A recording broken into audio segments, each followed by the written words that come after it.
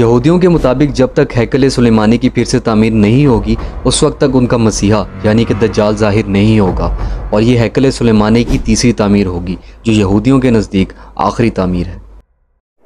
यहूदियों ने अपने इस थर्ड टेम्पल का नक्शा भी तैयार कर लिया है और उनके पास माली वसाइल भी मौजूद हैं और इंसानी वसाइल भी मौजूद हैं, लेकिन इसके बावजूद भी उनको दो मुश्किलात का सामना करना पड़ रहा है। वो दो मुश्किलात कौन कौन सी हैं चलें बताता हूँ। पहली ये कि हैकल सुलेमानी की तामीर के लिए यहूदियों को गुनाहों से पाक करने वाली कुर्बानी की शर्त को पूरा करना है।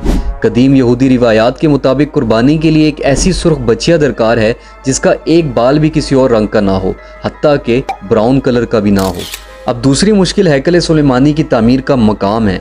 यहूदियों के मुताबिक हैकल सुलेमानी को जिस मुकाम पर तामीर किया जाना है वो बिल्कुल वही मुकाम है जहाँ पर इस वक्त मस्जिद अक्सा मौजूद है, यानी कि यहूदियों के इस थर्ड टेम्पल की तामीर का सीधा और साफ सा मतलब मस्जिद अक्सा की शहादत है।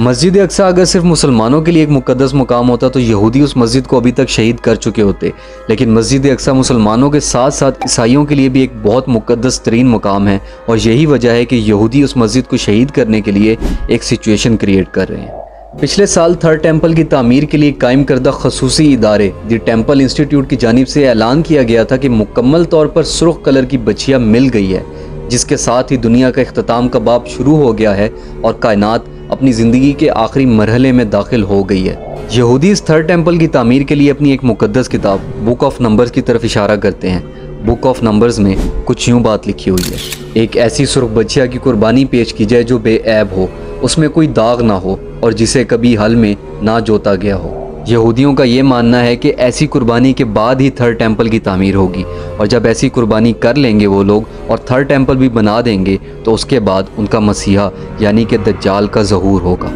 न्यूज़ के मुताबिक यहूदियों को जिस गाय की तलाश थी वो उनको मिल चुकी है और उस गाय को बैतुल मक़दस भी पहुंचा दिया गया है, जहां पर एक बहुत बड़ी सफ़ेद रंग की कुर्बान गाह पर उसे ले जाया जाएगा और उसकी कुर्बानी पेश की जाएगी। ये कुर्बान गाह जैतून के पहाड़ के सामने है, जहां जल्द ही उस गाय को कुर्बान किया जाएगा और फिर उसको जलाया जाएगा। तो यहूदियों के मुताबिक हज़रत मूसा अलैहिस्सलाम के दौर से लेकर 17वीं ईस्वी तक यानी कि दूसरे टेम्पल की तबाही से पहले तक 9 गायों की कुर्बानी दी जा चुकी है, और अब ये 10वीं गाय की कुर्बानी है, और इस कुर्बानी के बाद उनके मसीहा यानी कि दज्जाल के दौर का आगाज़ होगा। इंस्टीट्यूट के माहिरीन रबियों के हमरा रोज़ इस गाय का मुआयना करते हैं। अगर सूरत हाल उनकी शराइत के मुताबिक रही और वो गाय हादसे या तिब्बी मौत का शिकार ना हुई तो उसकी कुर्बानी एक मखसूस उम्र में हैकल सुलेमानी के दरवाजे के बाहर की जाएगी, जो हो सकता है कि आने वाले कुछ सालों में कर दी जाए।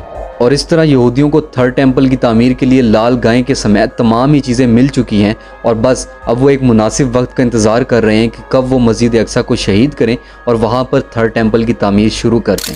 और अब अगर हम इन सब बातों को अपने सामने रखें और गाज़ा की करंट सिचुएशन को देखें तो ये सब बातें एक दूसरे के साथ कनेक्टेड हैं। अपना और अपने ईमान का ख्याल रखिएगा। फ़ी अमानिल्लाह।